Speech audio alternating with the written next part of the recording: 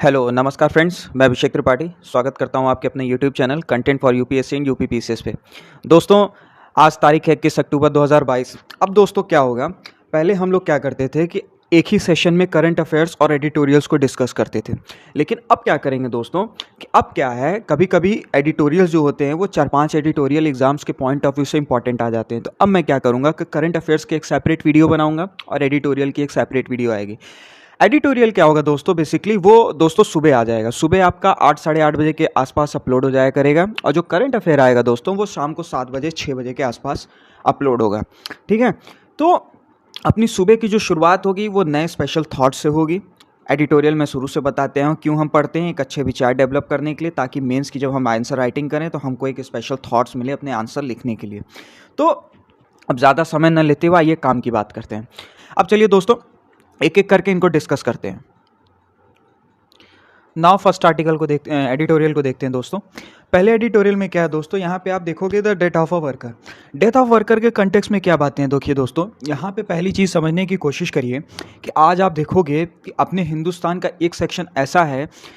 पहले मैं आपको एक ओवरव्यू दूंगा, उसके बाद आपको न्यूज़ पे लेके चलूँगा। देखिए दोस्तों, हिंदुस्तान में आज भी एक सेक्शन ऐसा है जो गल्फ़ कंट्रीज़ में जाता है काम करने के लिए, सऊदी अरब में, कुवैत में जाते हैं, काम करते हैं। वहाँ से ये जो अपने घर वालों को पैसा भेजते हैं ना, उसको रेमिटेंस बोला जाता है। तो ये जो रेमिटेंस भारत सरकार भेजी जाती है, यहाँ पे इंडिया में भेजा जाता है, इससे सरकार की कमाई होती है। अब देखिए दोस्तों, यहाँ पे दो बातें इन द सेंस समझने की कोशिश करिए। पहली बात तो ये है कि एक वर्कर स्किल्ड क्लास होता है, दूसरा वर्कर अनस्किल्ड क्लास होता है।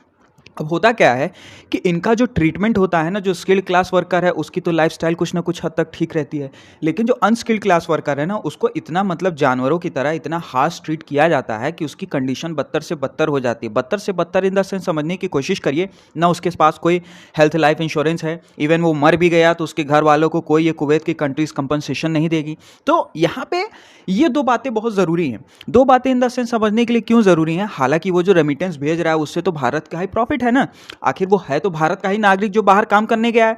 तो ये अपने भारत सरकार की रिस्पॉन्सिबिलिटी बनती है कि ये गल्फ कंट्रीज जो हैं, जो यहाँ पे जा रहे काम करते हैं, इनसे एक बेहतर डायस्पोरा मेंटेन करके कॉन्ट्रैक्टर टॉक्स किया जाए और इन दोनों की कंडीशंस को, ये जो अपने इंडियन वर्कर्स जाते हैं ना, इनके लिविंग स्टाइल पे थोड़ा सा चर्चा की जाए, इनके मतलब कह सकते हो कि एक सोशल अपलिफ्टमेंट की बात की जाए। तो अब देखिए दोस्तों, जो एग्जाम के पॉइंट ऑफ व्यू से जहाँ से इंपॉर्टेंट बातें आती हैं वो मैं आपको यहाँ पे डिस्कस करके बताऊँगा।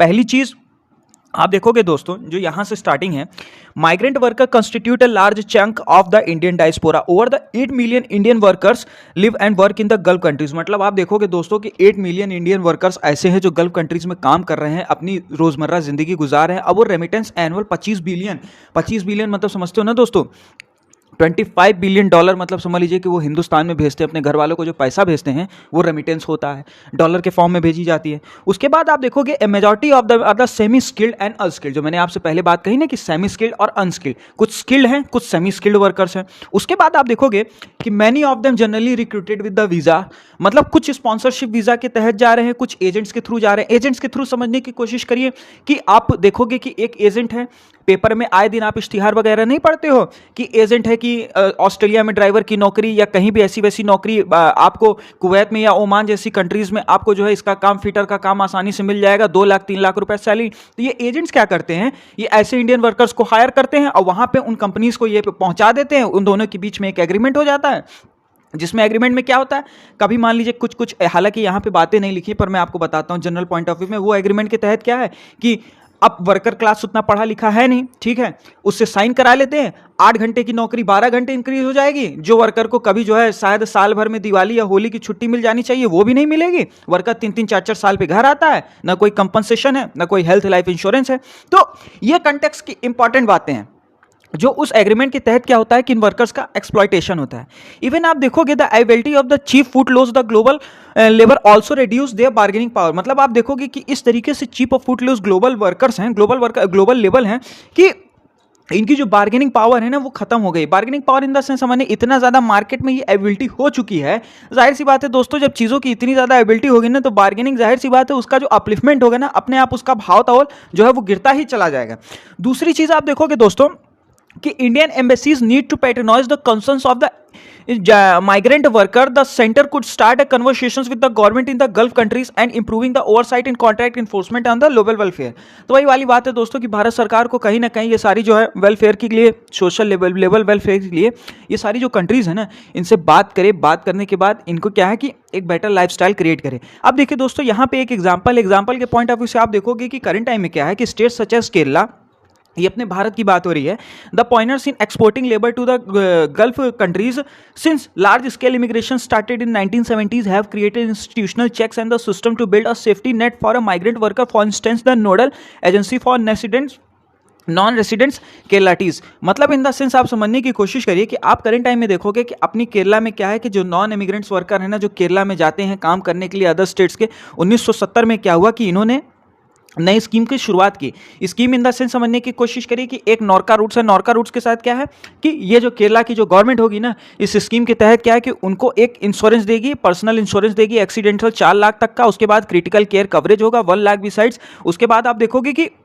Leasing with the Gulf based community organisations and the government in critical situation including for the repatriation of the people outward, the migrations from the India is likely to subside in the future even though the wages in Gulf nations are no longer competitive and public policy must factor in these trends measures to address the migrant concern। तो वही वाली बात है दोस्तों कि आप देखो कि किस तरीके से जो केरला की सरकार है ना, ये जो पहले तो non immigrant class worker, non immigrant जो इसके स्टेट के नहीं, उसके लिए इवन आप देखोगे कि ये जो गल्फ की कंट्रीज है ना, इनके साथ क्या है कि एक बेटर ट्राई अप करके ये कहीं ना कहीं अपने स्टेट्स के वर्कर के लिए एक लाइबिलिटी का काम कर ही रही है। तो देखिए दोस्तों, कहीं ना कहीं इंडियन स्टेट्स के भी वर्कर हैं, आखिर जाते तो इंडियन पासपोर्ट से ही है ना। तो जब इंडिया कंट्री के जब वर्कर जा रहे हैं इंडिया, तो ये अपनी इंडिया की रिस्पॉन्सिबिलिटी बनती है, अपनी इंडिया की सरकारों की रिस्पॉन्सिबिलिटी बनती है कि जो वहाँ पे जो वर्कर क्लास काम कर रहा है गल्फ कंट्रीज़ के लिए, उनसे क्या है कि एक बेहतर रिश्तों के साथ बातचीत किया जाए, उनके कॉन्ट्रैक्ट बेस पे बात किया जाए। ठीक है दोस्तों, तो यही सब था इसमें एडिटोरियल में। अब आइए दोस्तों दूसरे एडिटोरियल को यहाँ पे डिस्कस करते हैं। दूसरे एडिटोरियल के कंटेक्स्ट में क्या बातें हैं दोस्तों, यहाँ पे बात है an unbeaten problem in the sense समझने की कोशिश करिए दोस्तों। यहाँ पे करंट टाइम में क्या है कि आप देखो कि किस तरीके से रुपया जो है वो लास्ट जो है 83 पैसा जो है नीचे गिर गया। अब 83 पैसा रुपया जो है डॉलर के मुकाबले नीचे गिर गया। अच्छा दोस्तों, करंट टाइम में आप देखोगे कि जो ग्लोबल मार्केट में जो कंसर्न करंट टाइम में जो चल रहा है ना, इवन रुपए की वैल्यू नहीं, और भी जो अपने हैवी बास्केट जो कंट्रीज है ना, जो 5 मेजर कंट्रीज हैं जिनकी करेंसीज हैं, युआन आप देखोगे, यूरो देखोगे, पाउंड देखोगे ना, इनका भी जो है स्तर नीचे गिरता जा रहा है। अब स्तर नीचे गिरने के साथ साथ आप देखोगे दोस्तों, पहली बात तो ये है, और दूसरी चीज़ आप देखोगे करंट टाइम में क्या है कि मैंने कुछ दिन पहले भी इस न्यूज़ को भी डिस्कस किया था कि आप देखोगे किस तरीके से भारत का जो फॉरेक्स रिजर्व है ना, वो भी खाली होता जा रहा है। फॉरेक्स रिजर्व की किस तरीके से आप देखोगे वैल्यू कम होती जा रही है। क्यों होती जा रही है? क्योंकि जाहिर सी बात है इस टाइम जो है रुपए की वैल्यू घट गई। रुपए की वैल्यू घटने की वजह से अब हमारा इंपोर्ट तो जाहिर सी बात है बढ़ता ही चला जा रहा है। भाई इंपोर्ट तो हम कर ही रहे हैं ज़रूरत से ज़्यादा। मैंने आपको बताया था ना कि लास्ट 3 मंथ से, पिछले के 3 मंथ से, लास्ट ईयर का यही लास्ट का 3 मंथ और इस साल का जो 3 मंथ है, आप देखो कि इनके कंपैरिजन में किस तरीके से हमारा इंपोर्ट पिछले साल के इंपोर्ट से कई गुना ज़्यादा है। तो भाई जाहिर सी बात है जब इंपोर्ट ज़्यादा है तो करंट अकाउंट डेफिसिट बहुत बढ़ता जा रहा है। जब करंट अकाउंट डेफिसिट बढ़ा तो फॉरेक्स रिजर्व अपना आप दिन पे दिन खाली हो रहा है। तो कहीं ना कहीं दोस्तों देखिए ये चिंता की बात है। तो ये बात सही है कि आरबीआई ने कुछ तरीके से अपनी पॉलिसी में इसको चेंज किया, रेपो रेट को थोड़ा सा इंक्रीज किया। अब जाहिर सी बात है इन्फ्लेशन को टैकल करने के लिए, रुपया मजबूत करने के लिए कुछ किया। लेकिन देखिए दोस्तों, सबसे बड़ी बात है कि अपने जो पॉलिसी मेकर्स हैं ना, इनकी सबसे बड़ी यहाँ पे चिंता की बात होनी चाहिए कि वो एक बेहतर इफिशिएंट इस पे पॉलिसी बनाए जिससे अपना इंपोर्ट रिड्यूस हो। जब अपना इंपोर्ट रिड्यूस होगा ना, देखिए दोस्तों यहाँ पे क्या बातें लिखी हैं कि जब अपना इंपोर्ट रिड्यूस होगा तो कहीं ना कहीं हद तक अपना रुपया धीरे धीरे मजबूत होना शुरू हो जाएगा। ठीक है, तो मतलब मेन फोकस है कि हमको अपना करंट अकाउंट डेफिसिट पे फोकस करना है। ठीक है, जो यहाँ पे मेन मोटिव ये है। ठीक है दोस्तों, तो यही सब था इसमें। अब चलिए अपने आगे के एडिटोरियल को देखते हैं।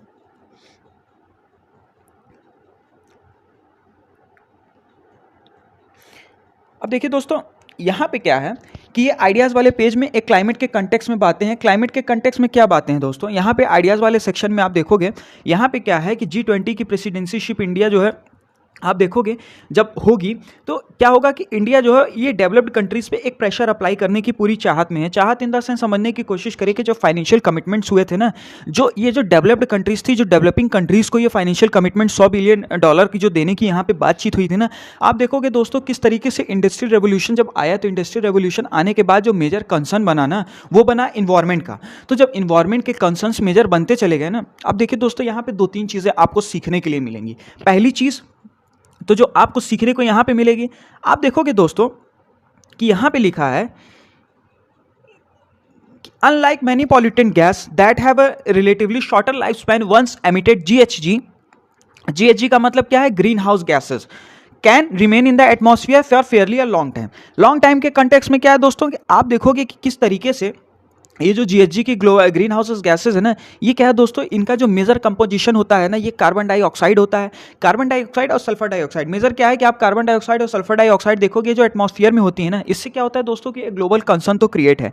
अब ग्लोबल कंसर्न के क्रिएशन में क्या है दोस्तों, यहाँ पे जो मेजर प्रॉब्लम बन के आती है ना, इसके कंटेक्स्ट में क्या है कि अब देखोगे करंट टाइम में यहाँ पे कुछ इंपॉर्टेंट बातें ये हैं, इंपॉर्टेंट बातें इन द सेंस आप देखोगे यहाँ पे लिखा है कि unfortunately the realization of their adverse impact on the climate came quite late. International climate change negotiation amongst different countries under the United Nations Framework Convention on the Climate Change UNFCCC framework started only in 1994. तो आप देखोगे दोस्तों कि क्या हुआ कि international climate change negotiation जो है, ये डिफरेंट कंट्रीज जो है, ये यूनाइटेड नेशन फ्रेमवर्क के तहत क्या 1994 में ये एक टाई अप हुआ। अब देखिए दोस्तों एग्जाम के पॉइंट ऑफ व्यू से क्लाइमेट के कंटेक्स्ट ये प्रीलिम्स का आपका फैक्ट बन गया जो आपको यहाँ पे सोचना है। अब दोस्तों इसको थोड़ा सा डिटेल में होलिस्टिक वे में जब मैं इन्वायरमेंट के लेक्चर लाऊंगा ना, तो ये डिटेल में कवर करेंगे।